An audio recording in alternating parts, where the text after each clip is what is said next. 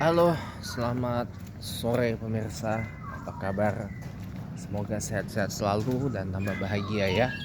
Ya, mengikapi fenomena cek khodam belakangan ini.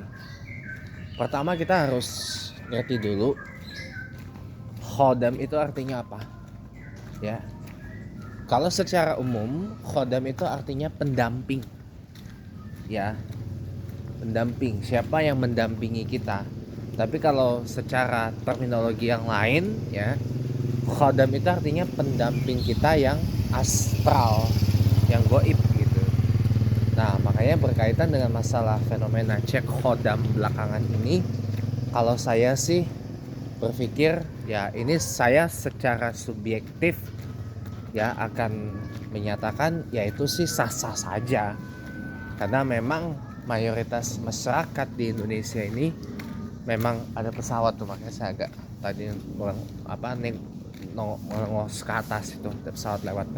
Saya dulu orangnya suka pesawat teman-teman dari dulu.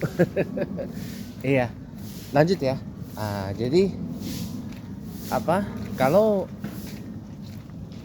kalau fenomena cek khodam belakangan ini kita harus ngerti dulu bagaimana kondisi psikososial masyarakat Indonesia yang istilahnya itu masih mempercayai ya hal-hal yang bersifat mistis. Ya, kalau kasarannya mungkin masih percaya tahayul lah gitu.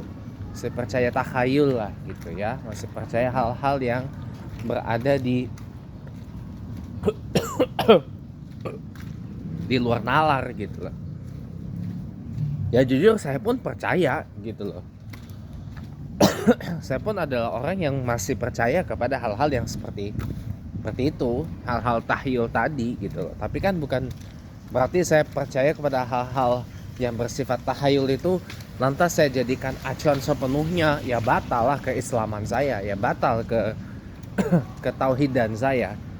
Ya batal akidah la ilaha illallah Muhammad Rasulullah saya gitu loh. Itu aja simpel.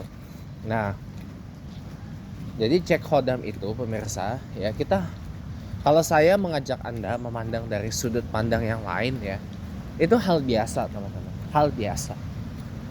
Kenapa? Karena gak semua orang di tempat kita ini, di Indonesia kita tercinta ini diberikan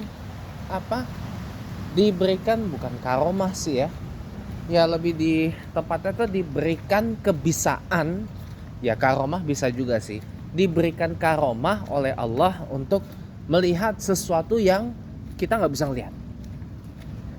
Sebagai contoh, saya ini orangnya gak bisa ngelihat siapa khodam-khodam yang ada di sekeliling, orang-orang yang ada di depan, belakang, samping kiri, samping kanan saya. Gak bisa. Karena saya tidak diberikan karomah untuk itu. Ya.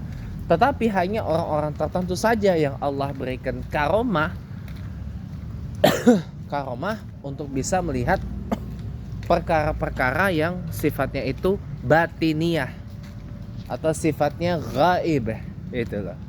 Nah, makanya kenapa sampai ada konten cek khodam seperti itu terutama di TikTok ya, karena ya memang masyarakat Indonesia itu gak bisa lepas dari segala sesuatu yang bersifat mistis. Sulit untuk lepas dari segala sesuatu yang sifatnya mythical atau mistis.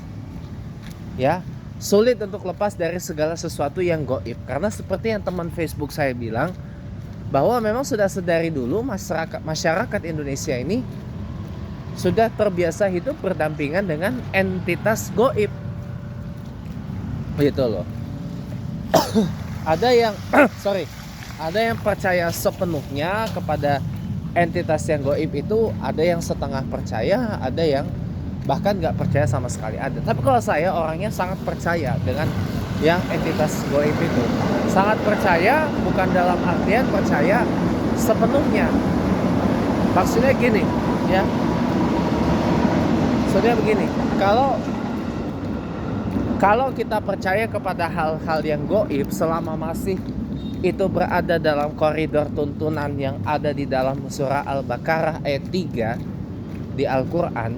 Bait pertama dari ayat ketiga Quran surah Al-Baqarah itu kan allazina yu'minuna bil ghaib. Di situ kan ada yu'minuna bil ghaib, mengimani perkara-perkara atau meyakini, mempercayai perkara-perkara yang sifatnya gaib gitu loh. Ya. Kan di situ ada.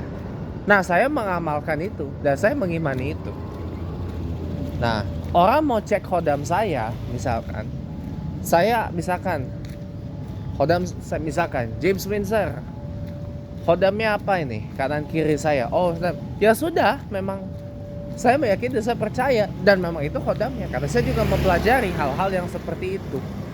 Saya gini-gini juga mempelajari hal-hal yang bersifat supernatural, spiritual apa segala macam gitu loh. Karena memang negara kita ini negara yang bukan negara yang sifatnya negara yang mengedepankan rasionalitas gitu loh. Negara ini tuh spiritualitasnya kenceng. Karena kencengnya spiritualitas, maka wajar kalau masih banyak masyarakat Indonesia yang masih percaya kepada hal-hal supranatural, apalagi hal-hal yang bersifat mythical atau mistis gitu. Makanya masih banyak yang percaya terhadap tahayul itu tadi.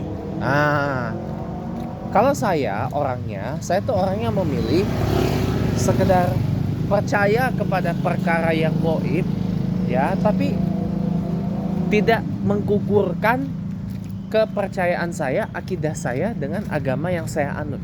Itu Islam. Ya. Karena di Al-Qur'an juga ada zalikal kitabu allazina yu'minuna bil ghaibi wa yaqimun.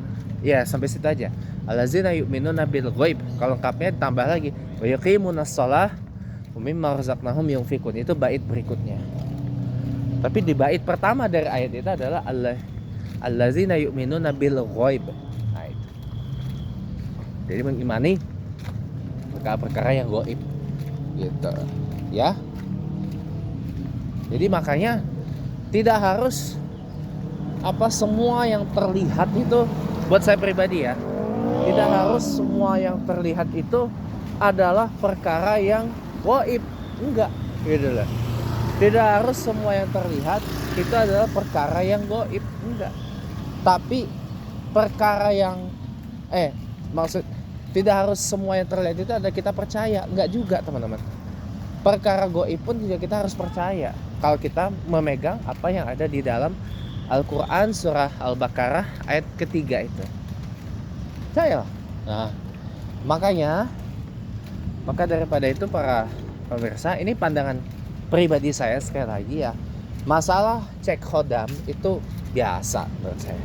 Masih bisa ditoleransi kok. Yang penting tidak sampai membelokkan kepercayaan kita atau tidak sampai membelokkan akidah kita, kepercayaan kita kepada Allah Subhanahu wa taala. Karena kalau kita percaya kepada yang gaib tetapi kita tidak bertamadun kepada Allah Subhanahu wa taala, tidak bertamadun kepada akidah la ilaha illallah Muhammadar Rasulullah, ya rusak Islam kita.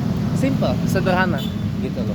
Jadi masalah cek khodam ini menurut saya adalah hal yang biasa aja gitu loh, hal yang wajar gitu ya di kondisi antropologi sosial masyarakat Indonesia yang masih seperti ini, masih percaya dengan hal-hal yang sifatnya gaib, masih percaya dengan hal-hal yang sifatnya mythical itu tadi, ya sudah gitu loh. Jadi menurut saya tidak mengapa, tidak harus disalahkan, tapi juga bukan untuk diejek, bukan juga untuk diparodiin. Itu jangan ya. Setiap orang punya pandangan, perspektifnya sendiri-sendiri mengenai perkara-perkara yang seperti ini gitu loh. Kita nggak bisa memaksakan. Ya, begitupun juga saya. Baik, sekian dulu karena Jakarta ini sudah mendekati maghrib. Kita nanti sambung lagi di waktu-waktu yang akan datang. Sampai jumpa.